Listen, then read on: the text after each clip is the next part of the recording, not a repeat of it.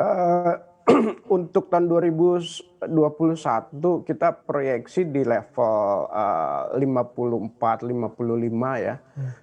Sementara kalau kita ngacu ke forecast Bloomberg itu, 51,5 ya sampai saat Ya. ini. Jadi memang, ya untuk minyak, relatif, ada pergerakan ya, kenaikan sedikit ya.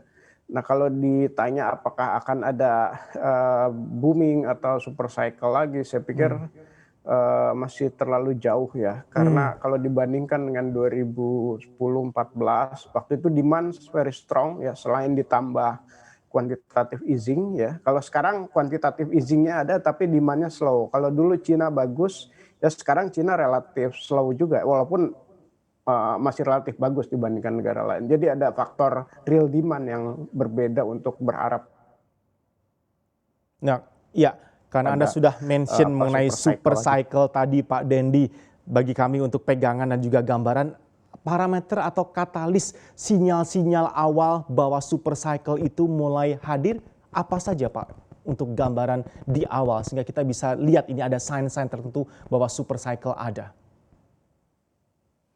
Yang jelas real demand-nya betul-betul ada ya. Mhm.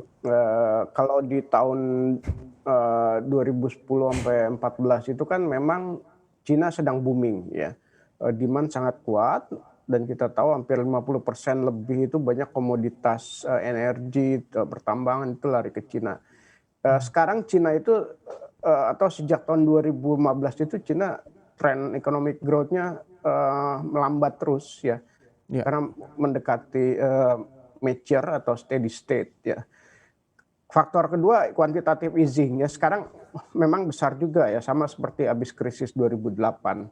Saya pikir itu yang mungkin bisa kita expect ada faktor positif ya, Ya. menggerakkan harga. Tapi real demand saya pikir masih berat ya. Baik, real demand masih berat.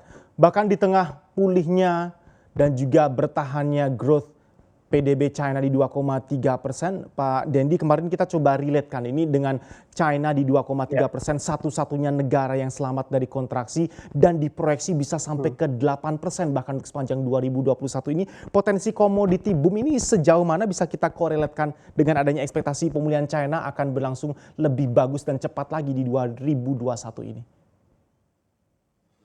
Iya, saya pikir apa yang terjadi di Cina memang, di atas, ekspektasi ya.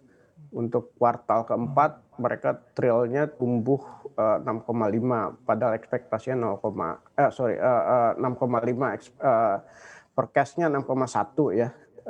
Jadi memang ada, faktor positif dari sana, overall 2,3 pertumbuhan di Cina. Tapi memang, ke depan ya, ya ada kemungkinan masih, eee, naik lagi ya, sesuai dengan banyak ekspektasi juga. Cuma memang kalau kita bandingkan dengan periode, 10 tahun lalu ya, waktu ada commodity boom juga, Cina itu memang lagi, trennya menanjak gitu ya. Apa yang terjadi sekarang itu karena low base juga kan, karena Ya.